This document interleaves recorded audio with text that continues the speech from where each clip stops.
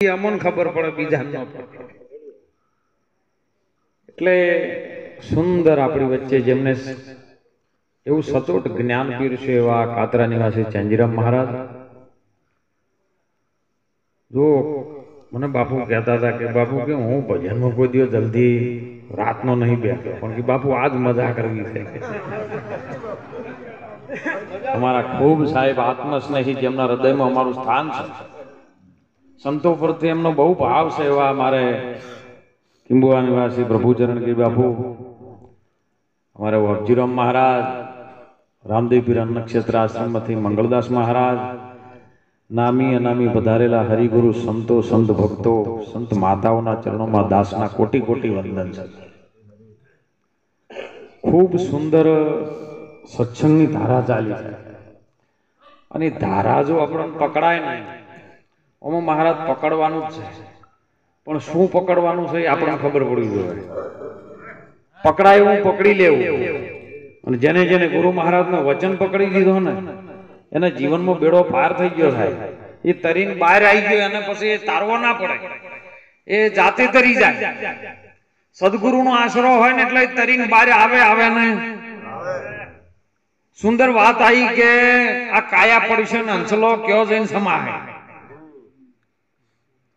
ઈ ઘર મને પેલા તમે બતાવીને દેજો સદગુરુજીનો સંદેશો, ગુરુજીનો સંદેશો દેજો, પણ દે કોણ? આપણે એ વાત તો સમજવી પડે ને, કોણ આપે આ સંદેશો? ગુરુજી સુધી સંદેશો આપણે પહોંચાડવાનો છે.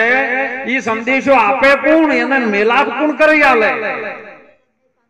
તો સુંદર એમો ને એમો વાત આવી છે કે તમારી અંદર જે છે એ બધામાં છે, પણ જ્યાં સુધી સુરતા જાગૃત ન થાય ત્યાં સુધી શબ્દ પીયો ન મળે ને શબ્દ સુરતા બે એક થઈ જાય તો સદગુરુનો દ્વારે ચડી જાય છે. પેલા વળી એમ છું કે લાઈન તાન જેટલે જેટલા પૂરી રહ્યા છે બધાને પાછા બોલાવું, અને એને ખબર પડે કે જો કોક તો અહીંયા તરતી બે. એટલે કે બાપુ એ બધાને જેને જેને અડધા તો પાછા વળીને આવે એમ નહીં, અને અડધા પૂરેલા છે, પણ મહેનત કરું તો અઠવાડિયું લાગી જાય ફેર લાવતા લાવતા. એટલે એ તાણ અઠવાડિયા પછી તને પ્રેક્ટિકલ કરીને બતાવું કે બોલ શબ્દોથી સમજાવું. એ પેલો કે મને પ્રેક્ટિકલ કરીને બતાવજો ને અઠવાડિયા પછી. તો કે તાણ અઠવાડિયા સુધી તારા હોય આવવાનું, તારે જેટલા બોલાવા એટલા બોલાઈ લાશ, જેટલા નિરાશ થઈ ગયા એને પાછા લાય, અને અઠવાડિયા પછી બધાને બોલાઈ આવે તે કી દાડે આપણા જવાબ આલવા છે. એક અઠવાડિયું નીકળી ગયું. પેલો જે સેવા બાપુની કરતો હતો ને એને બાપુ રોજ સાચું સત્સંગ આપે, જેમ હાલ ચંજીરામ મહારાજે આપી હતી. એટલે પેલો ગુરુ મહારાજને આધીન થયો ને એમને જ ગુરુ ધારણ કરી લીધા કે બાપુ આજથી તમે જ મારા ગુરુ છો.